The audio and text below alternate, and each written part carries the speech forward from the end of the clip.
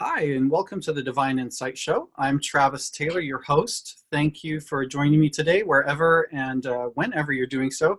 I cannot wait to talk to Ainslie MacLeod, who's here with me on the show. Ainslie is an internationally acclaimed past life psychic, a spiritual teacher, and award-winning author of The Instruction, The Transformation, and most recently, in the book that we're going to be talking about today, is The Old Soul's Guidebook. And Ainslie specializes in exploring past lives to reveal your life's purpose and has been a featured guest on Oprah's SuperSoul Conversation series. Ainslie, welcome to the show. Great to be here, Travis. Thank you. Thanks. And, you know, I'm a huge fan of yours, and it's been years, and I think we mentioned just before we got started, I still remember going to see you talk here in Seattle at the East-West bookshop event, and I remember feeling so inspired and frankly reassured by so much of what you share, particularly about the soul. So I'm really excited to have you on with me today. Yeah, well, I've got a whole lot of new things to talk about. Yeah, so, a lot I've learned since back then. Oh yeah, and I was always remarking about, you know, your sense of humor, which is wonderful in this work. You know, sometimes you have to laugh, but it's kind of a serious exploration that we'll do into the soul. Right. So what was it that drew you to write this book at this time? Well, there are a couple of things. One was it actually had been quite a few years since I wrote a book, and people kept asking me, when's the next one coming out? And so, I was getting pressure from clients, and that was very nice. But the other thing was what's happening in the world right now is, politically and socially, it's a little hard for old souls to deal with. And so I wanted something that would help people figure out how to really, live the lives that they're meant to, and deal with some of the challenges that we're facing. I mean, it's a very difficult time for old souls. And if you're an old soul, you've had many incarnations, you've been around the block many times, and you've learned that we're all connected, and maybe learned important lessons about love and truth and so on. So when you find yourself in a post-truth era, it can be very, very hard for old souls, because that's such an assault on your soul's core values. So that was another reason for writing it. It seemed very timely. We're living in a crazy world right now, and it's really important for old souls to stay the course. And a lot of it is, I'm very fond of saying that your destiny is not a secret. There's some idea that it's kind of it's obscure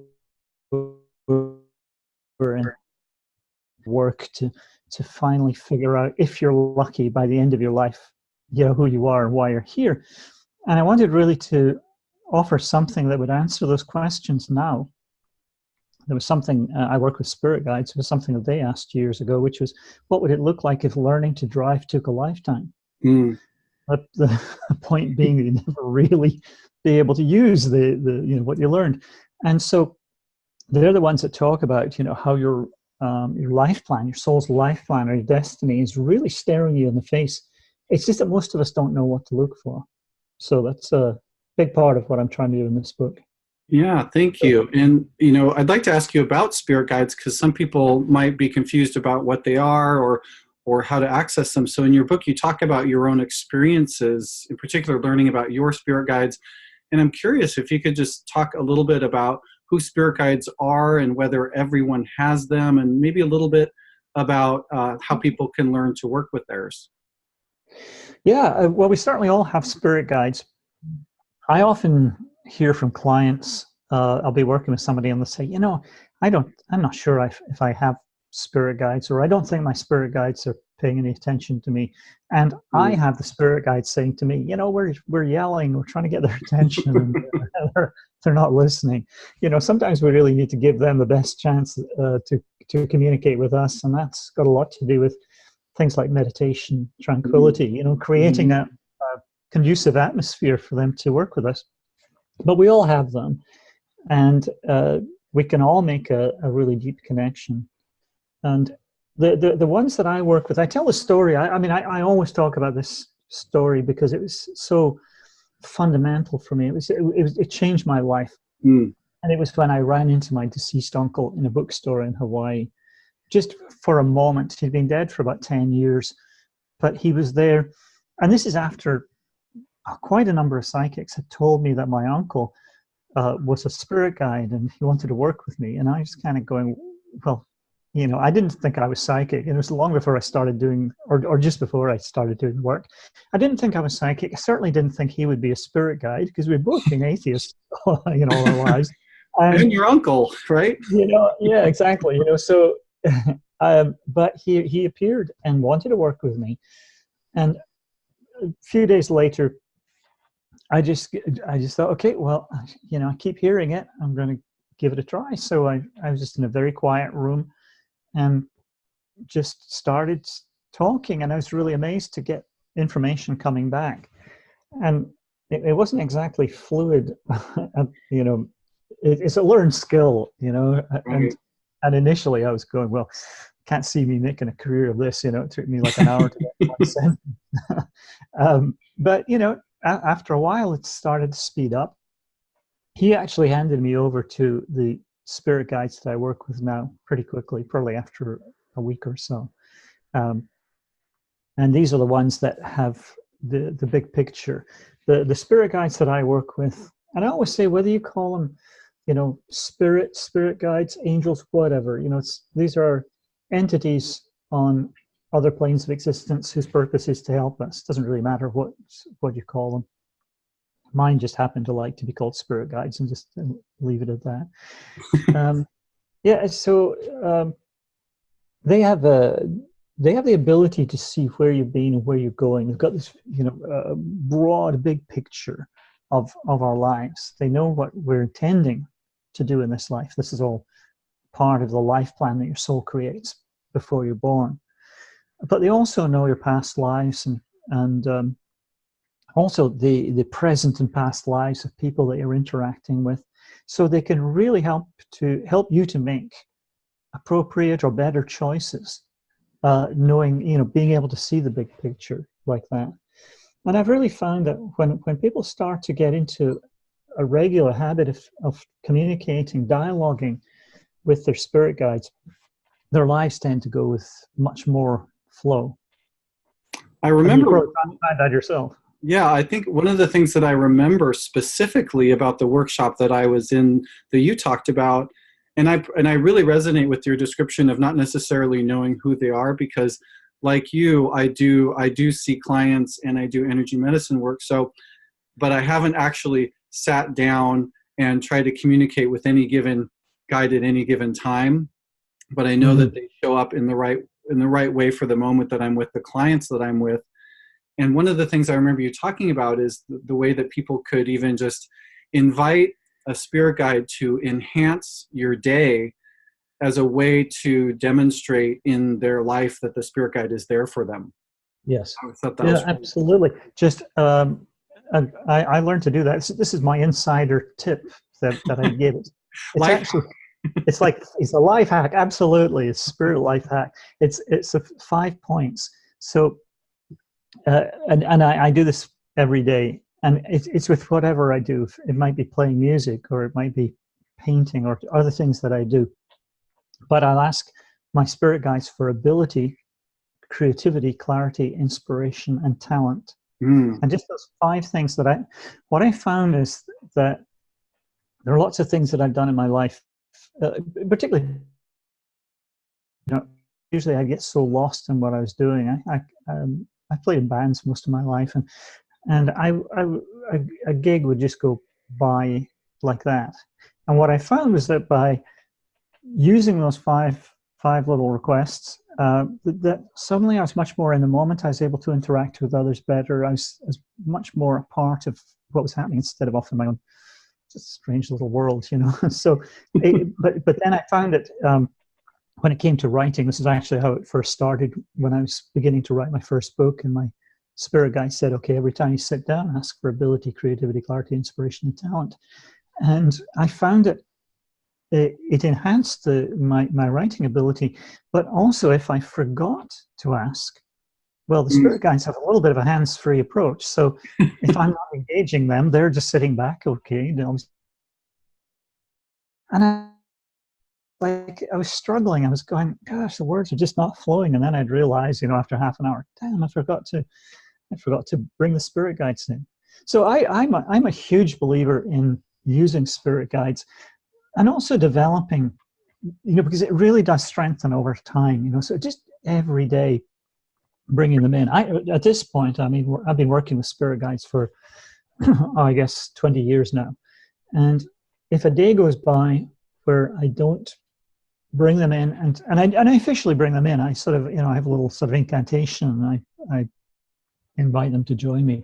And if I go for a day without doing that, I feel like I'm missing something. It's like not having a friend around, or when your pet goes missing or something, and you feel like the house seems a little bit empty, like I really sort of miss their presence. Yeah. So, and I'm really curious, because one of the things that you talk about, and I'm excited to dive really deep into this, because I loved all of the discussions that you had around the soul, and in particular around the idea of reincarnation. And I found how you described the process of incarnation and our decision to incarnate to be very interesting. I know for me, like you talked about in your history, you had been pretty skeptical of reincarnation in your past. So first, why do we choose to incarnate, and what does that have to do with the soul's evolution? It's actually the soul's way of growing is to come here, and not just once, but to come here over and over again to grow, really kind of building one life on the one that's gone before.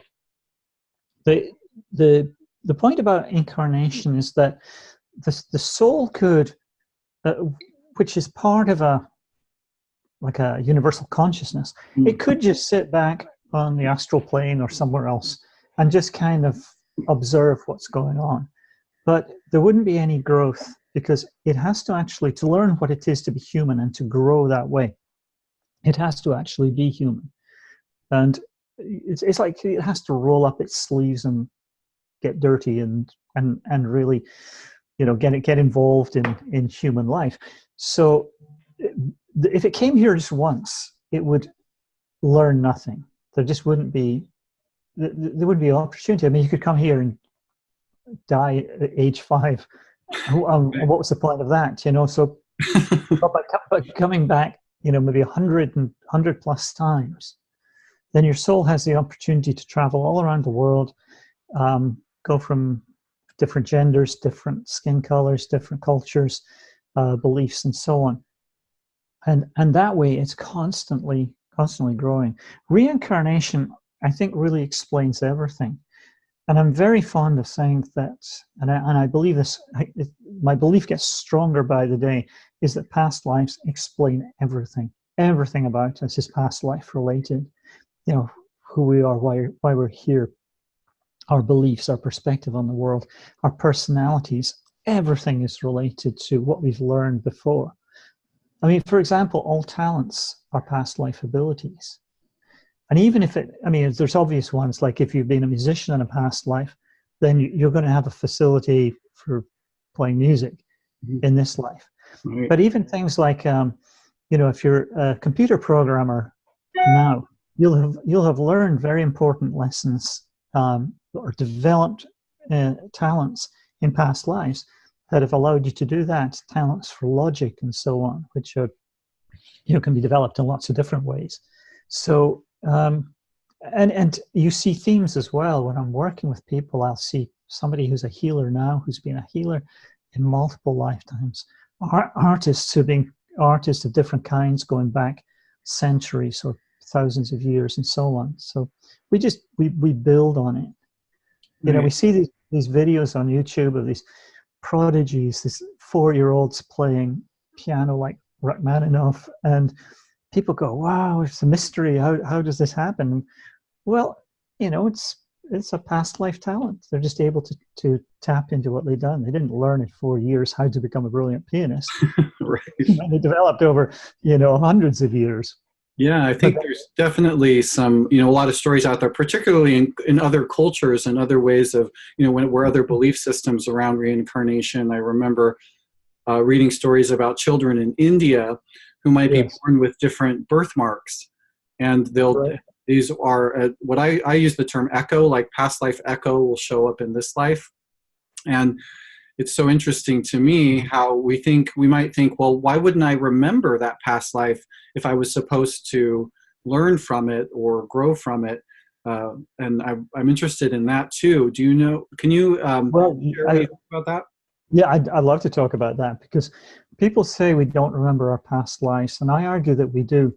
We just don't remember them necessarily consciously, Oh, but I see. Yeah. we remember them through our bodies, and all sorts of different ways. You know that, even going back to talents, that's a form of memory. It's if you've got the past life and you're able to tap into that, it's remembering what you learned before.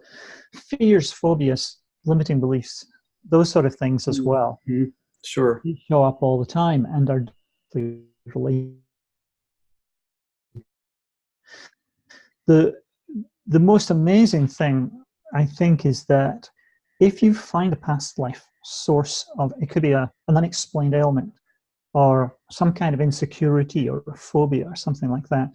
If you find a past life source, you can very often heal the present life issue.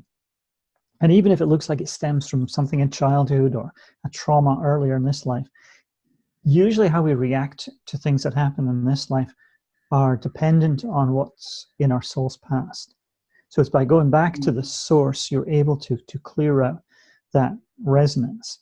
And I work with people all the time who have physical ailments. It could be migraines or shoulder pain or abdominal pain. Could be like from a head injury in a past life, shoulder injury, being shot in the abdomen, something like that. And what I found is that I have clients who've even had exploratory operation. Doctors can't find anything, and that's usually the sign of the past life issue. Nobody can figure out the cause, and they can't because it's a ghost. It's Right. ghost memory of something that happened in the past. And what I found is that very often people will overcome the pain or the whatever issue they have, the weakness in the body, the Achilles body part, I call it. They can overcome that sometimes in the moment, just literally as the soul is reminded that it's a past life issue. Other times, maybe it takes a few days or weeks or a little bit more processing to really get some shift. But it's incredible how fast it will happen. And often things that people have been dealing with all their lives. And then, in the space of a month, it's gone, because that was really, it wasn't a present life issue. Part of the problem is that your soul doesn't die between lives, so that your soul's conscious throughout your many, many lifetimes. And if you're an old soul, it could be 110 lifetimes by the time you get to the end, like 120. So you've got a lot of lives. Your body dies, conscious mind dies, but the soul is alive throughout. So it finds it very difficult to separate one life from the next, or this life from ones that have gone before. And really the principle and why past life work is so healing is that you're just reminding the soul, that was then, this is now. Let it go. And the thing that constantly blows me away is how I can help parents work with children. The child has like an ongoing issue, like unexplained pain, screaming and holding a stomach, and it's all related to a past life battlefield injury or something like that. And I can tell the parent what happened, and the parent can go and tell the child a bedtime story, and it doesn't matter how it's presented. It's as long as the soul is able to recognize, that was me, that was my experience. And simply by doing that, it's as if the soul goes, oh, okay, that's a different life. Okay, I'll let this one go. Yeah, that's pretty brilliant. Yeah. And you talk about this as the old soul's guidebook. So I'm interested, can you talk a little bit about the difference between an old soul and a young soul? Yeah, absolutely. if you think of it as let's say it's 120 lifetimes that take you to from your first life to your last, roughly about halfway through, say life number 60, you go from being a young soul to an old soul. And there's some major flips that happen, sort of like 180-degree shifts, particularly in the ability for self-examination, introspection, and that sort of thing. A greater sort of sense of self-awareness, but also very rapidly increasing awareness that we humans are all connected. It has to do with really the goals that the soul's trying to achieve, or what it's trying to learn. And if you think of the soul's journey going from life number one to the end, it's going from a place of fear to love, or from a place of me to we. Wow. So the younger soul is, through no fault of its own, just a little myopic in a way. It's just, unable to see the connection with others, a little bit self-centered maybe. And as you get to be older, ideally, I mean, just because you're an old soul doesn't mean you're perfect. You can be an old soul and you can be a jerk, but but generally the old soul is going to be a little bit more concerned about the well-being of others, not just itself, and things like the well-being of the planet too. More environmentally conscious. So we're living at a time when there's a shift in consciousness, and I touched on this, or just touch on it, but it was a bit major theme of my last book, The Transformation. We're going through a big shift in consciousness, which will, it'll raise all boats, so young soul and old. But what we're seeing right now is, politically and socially, is the dying gasps of this young soul consciousness, Right. trying to hold on. Like they're seeing all these changes, don't know what to make of it. It's frightening. Old souls like Alexandria Ocasio-Cortez, for example, frightening the wits out of younger souls, just because of a desire for greater equality and taking care of the environment and stuff like that. As if it's some new thing that we're just like shocking. It's like fascinating to me too, as you're describing that. The ways in which beliefs can be held onto, like addictions, and as soon as they're challenged, the overreaction, the defensiveness, the projection, and the anger and the fear is just so outwardly exposed into so much hate and discrimination and bias. It's like, what a great opportunity, as much as we can look at how frustrating it can be now, in particular, and the fear around particularly our LGBT community and trans community and women.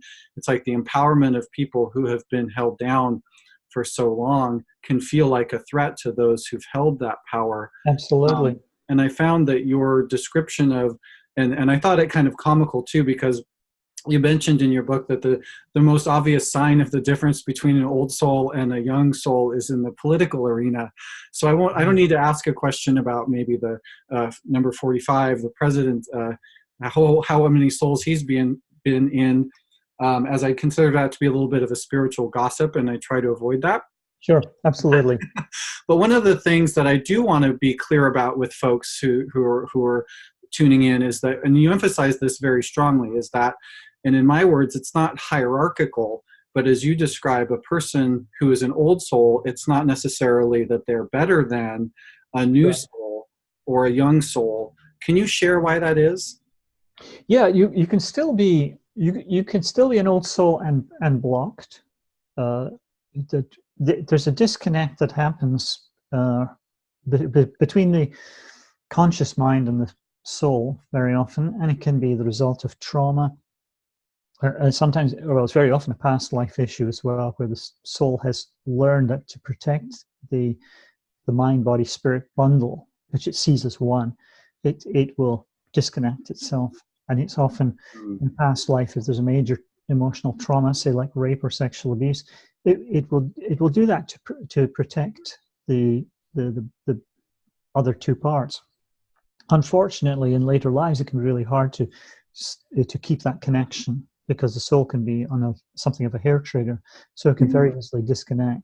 And the soul is the part that's reminding you all the time that we're all connected, that the goal is love, that we want to be doing the right things. So you can still get old souls who act as if they haven't learned the fundamental lessons, but really deep down they have. It's just that they're not necessarily expressing them. It's just harder for younger souls, and it is a lack of experience. And I remind people all the time that it shouldn't be superior. As I put it, if you're looking at young souls and going, oh, these young souls, looking down your nose at them, that's not exactly spiritual. I mentioned in the book, that you wouldn't berate your 7-year-old because they don't know how to drive the car. You understand they're 7 years old. You wouldn't expect them to be able to do things that you can do. And so it's the same principle. Just remember that you were there once as well, and it's all part of the growth. And nobody's perfect either, which is worth remembering. There's something else I said in the book, that when your soul is finally ready to leave the physical plane, it's just a question of having learned enough, enough lessons under the belt. Not perfection, because otherwise we'd be here forever. We'd never get off the physical plane. Right. Well, and I loved your description of the evolution of the soul and how you break down the soul into 10 levels, which you discuss, and you include characteristics and examples of each. We don't have time to talk about, all of them, but can you discuss kind of in general Sure. how a soul might evolve from one level to the next? Yeah, absolutely. In the very earliest stages, I mean, say, life 1, 2, and 3, it's very much about learning to just be human. Imagine your soul coming in, and everything's kind of new. So it's learning to be a good citizen, learning to function in the world. Unfortunately, younger souls find the world a fearful place. So the way they deal with that is to have gods that are usually very masculine and authoritarian. It's like the father figure taken to a sort of elevated degree. It makes them feel safe. Laws that are strict. I mean, look at what's happening in Brunei right now. Death penalty for gays under Sharia law. Right. That's a sign of very young souls at work. I mean, again, they haven't made that connection that we're all in this boat together, that we're all human beings, and they're more able to inflict cruelty. But also, they want everything to conform. And if you don't conform, there's something really wrong with you. They're not able to just live and let live like old souls can, because they've been in every part of permutation in the world. So right about the middle of all your lives, that's where you're really wanting to get out and explore and be a part of the world. And these are the souls that are kind of building huge cities and forging new ground and businesses, and the whole corporate world is very sort of like smack in the middle, sort of level 5. Once you start to become an older soul, and most of the people I work with are level 8, 9, 10, sort of up at the far end of the scale, you're much more concerned about things like a life of meaning. That's not so important when you're a younger soul. It's more about getting a job, making money, that sort of thing. There's a point where souls start to age, and they will give up a seemingly great career with loads of money and so on, just to be doing what they want to do. The person who gives up the job as a CEO to become a painter, that kind of thing. It's personal meaning is so important. Once you get to about level 9, 10, there's a real strong awareness that religion and spirituality are not the same thing, and it becomes much more of a spiritual journey. It's all about a personal spiritual journey, and those are the people that I work with most, and again, very, very much looking for something in their lives that will make them feel like they want to get to the end of this life and feel like perhaps they made a difference, the world's a better place for having been here, or that they really made this life count. And that's not so important for the younger soul. Right. And things like, I was mentioning, things like the environment, the older souls are much more concerned. Part of it is an awareness that they're going to be back themselves, that, they'll have to live with the consequences Right. of whatever they do right now. And the other part is, of course, a greater concern for others, and not just this generation, but, being able to see into the future. Yeah, I want to jump now to a little bit more. I guess it's more of an esoteric question, but I think it's one in which a lot of people might wonder about and question and or struggle with, and it's the concept of free will and a soul plan. How does free will play into a soul's plan? In other words, is there truly free will if the soul plan for our lives that we knew of before we incarnated, or maybe we learn more about as we dive into that in our life? In essence, if we knew our fate before we were born, how does free will play into that? Well, the great thing about your life plan is that it's a rough outline, but it doesn't hold you to anything. It's not carved in stone, and it doesn't include such things as that we might consider as fate. Where you're going to end up in a wheelchair and die at a very early age or something like that, where well, what's the point in bothering? These things will happen. Bad things happen on the physical plane. They happen all the time, and the life plan will often, for example, you create a life plan which looks at the family of origin. You choose your family and they choose you, which is always surprising, or seems to surprise a lot of people, because they wonder what the heck they were. Like, why did I do that? Oh, yeah. Why did I choose to grow up in Spokane? Yeah. Well, now this is interesting, because when you're an old soul, one of the things that you're looking for is something to really push against, or think of it as like a springboard, something to launch you into the world.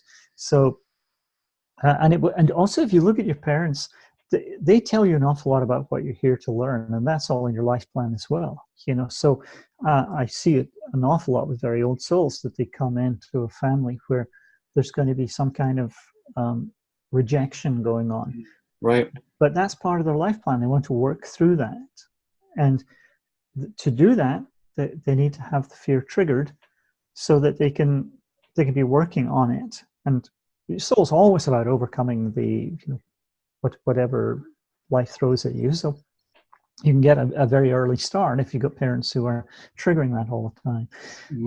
The free will, how free will interacts with the life plan is interesting, because you should be following, ideally, we should all be following our soul's direction and our spirit guide's guidance all the time.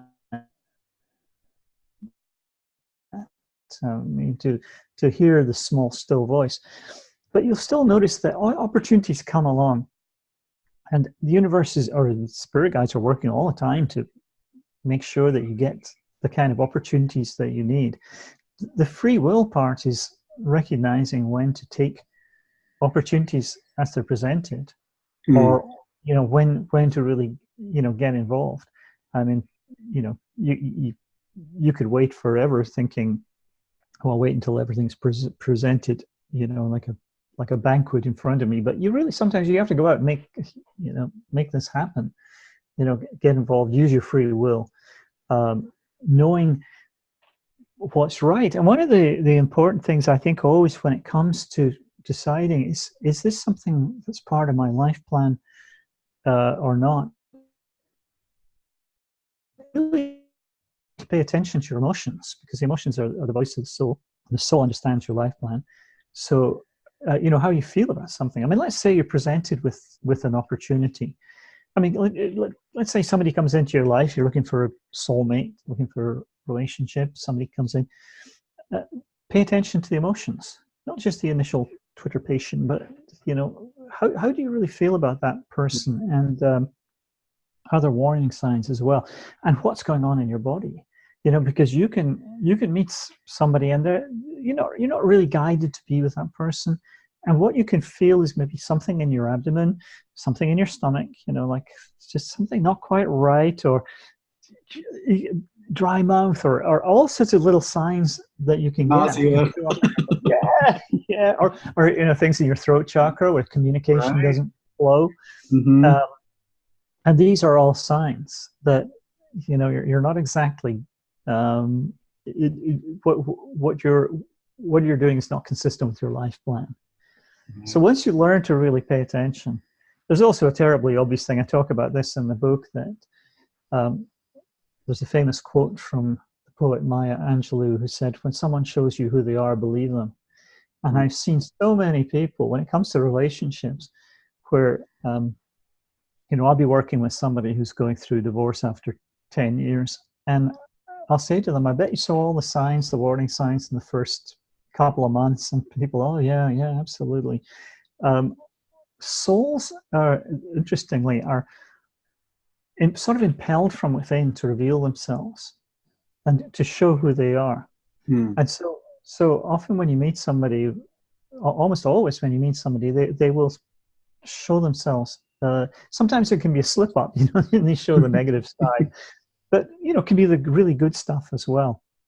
And paying attention to all that, stepping back a little bit, and it's not just about people, it's about, could be, a job, college course, or all the different things that can happen in this life, is just stepping back a little bit and checking out how you're really feeling, and looking at things like, are they revealing something negative that you should pay attention to as well? You're reminding me, I dated this guy who literally told me he was an a-hole. Like when we first started to hang out, like he not only, he said those words out of his mouth, and part of me, I think the part that would have said, "Oh, no, I just immediately said, "Oh, no, you're not." I just dismissed it, as some people can do with things that are right in front of us, because I think I had some other lesson that I obviously wanted to learn through that experience. But right. It was funny because as you're saying that, I'm like, part of me is like, boy, you should have just cut and run the moment he said that. I know, but we don't, and right, and then later on we go, "Oh, why didn't I?" Well, you learn from this, and ideally the next time you pay attention, if somebody reveals themselves as strongly as that, absolutely, trust me, I can see it coming now. Right, and I was a very slow learner. Multiple experiences like that, where it's like, well, I'm sure the universe is wondering, what is it going to take, and sort of, just getting into repeat patterns. And that's another thing people do all the time, this same pattern, here we go again. For me, it was always dealing with alcoholics, alcoholic partners, and it was just, I had an alcoholic father, and it stems from that. And when I was able to work with the spirit guides, it was like I realized that part of the free will aspect of all this was to learn to protect myself, and I never did until very, very sort of late on, and not get into the same situation, because when you find yourself, like in that sort of here we go again, or feeling, I always seem to do the same thing, or always seem to get into the same kind of situation. What's the common denominator? It's you. Exactly. So that's where you really need to figure out, how could I do things differently? What sort of choices could I make? Because even energetically, what you can do is you can draw in similar experiences. If you're working through issues around betrayal from a past life, well, it's very easy to draw in disloyal people. Right. The energy will draw those people in, and you'll keep getting those experiences until you learn the appropriate lesson from them, which has a lot to do about not getting into those situations, and extricating yourself from it.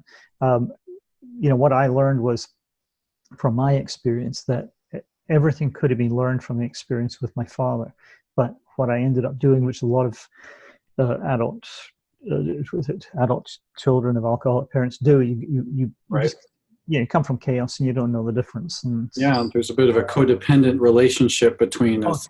Yeah, One totally. of the, and then shifting gears a little bit to talk about that type of like soul archetype, or like a soul, because you talk about soul types, and we're not going to have time to talk about all of them, but I really want to share that there are 10 types that you talk about in your book: the helper, the caregiver, the educator, the thinker, creator, performer, hunter, leader, spiritualist, and the transformer. And you also have a wonderful sort of self-assessment tool that people can use to help identify them. But my question is, are people only one at their core, or can we be a combination of different types? Yeah, it's a good question. We learn to be these soul types, the 10 soul types. We learn to be, say, a creator type through lives of creativity. It could be going back to lives as a potter, jewelry maker, painter, but creative in some sort of way. But it won't be the only part that you have, because you've been other soul types as well. So our personalities are really made up of the core, the soul type, and then there's a primary influence of one of the other 9. And then there's some secondary influences. So people I work with, they might be spiritualist type. A lot of my clients are. They're the ones interested in spiritual journey, wanting to make a difference in the world. I have a lot of healer clients for that reason. And they might have a primary thinker influence because they want a more sort of academic life, and they learn to be the thinker in past lives as maybe academics or explorers, something like that, and they choose that as a primary influence to make it easier on what might be a more academic path this time around. And then maybe they choose hunter influence, and the hunter in past lives could be literally a hunter, but usually a person who's kind of, outdoorsy and very physically oriented. And they might choose that to have a little bit more drive and, maybe maybe more, to make them more goal oriented, for example. So, we have all these different facets, and when you put them together, they explain everything about who you are. I find it endlessly fascinating. Yeah. The first thing I do in a session, and I just love it. And often the little surprises, little stings in the tail people will have, you wouldn't know to look at them, but yeah. Right. Well, thank you. And one question that people might have that I was interested in, because again, talking about the soul, you do so much work around the soul. Does the soul ever die? This is yeah. It doesn't die exactly. It goes through different forms, and if you think of it as you get to the end of all your many lifetimes on the physical plane, saying before, there's some point where your soul will go, okay, I think that'll do. We've balanced the karma, we've learned all the major lessons, and I think we're done here. And it will go to the astral plane, as it would do always between lives. I mean, that's what soul's always doing. It goes to the astral plane to process what's happened and plan for the next life. This time, what it will do is it'll go over there, process, and become a spirit guide for a while. We have a soul family that we come into the world with. So maybe 5,000 or 6,000 years ago, you and all these other souls came in at the same time. Like a horse race, we're all getting to the finishing line at different points, different stages. And so we wait until all the souls are back together again, and then move to another level where, and this is where my spirit guides are. So they're more of a, less of that individual consciousness, but more of a sort of group. And then after some time there, move back into the universal consciousness where the soul came from in the first place. The idea is that if you imagine coming into this world, having all this experience and growing and growing and growing, that consciousness has then risen, that group consciousness. It goes back into the universal consciousness. My spirit guides have likened it to adding a dropper of food coloring to the ocean. You know, you're raising the consciousness just in this tiny little bit, and you wouldn't see any difference with one dropper full of food time over billions of years in every part of the universe. It's increasing the consciousness all the time, and that's the stuff that's so heady and, you know, cosmic. It's like it's really. You have the explosion emoji going off. Oh yeah, yeah. Yeah. Well, that's really all that, I mean, we're running out of time on the show, unfortunately, but I want to highlight the book right here for folks who are listening or watching, and thank you so much. But before we go, is there anything else that you'd like to share about your book or your work? And also, how can people who are tuning in learn more about you and or get your book? Because it's coming out next week, right? It's being released? It's coming out on Monday. And if you go to oldsoulsguidebook.com, then not only can you find out where to buy the book from, obviously Amazon, Barnes and Noble, sign up for a free webinar. And it's a webinar based on the book, Past Life, Present Purpose. And that will be happening in a couple of weeks. And it's only available to people who pre-order the book before midnight on Sunday. Oh, wonderful. Wonderful. And otherwise, if you want to learn more about how to work with me or my membership program, Soul World, then just go to AinslieMacLeod.com. Do you want me to spell that? Yeah, that'd be great. I was just thinking that. That is AINSLIEMACLEOD.com. Awesome. And I think that might be all I need to give there. Yeah, well, Ainslie, thank you so much for joining me. It's been a pleasure, a treat, and an honor to have you on. Well, Travis, the honor's all mine. Thank you so much. It's just it's been delightful.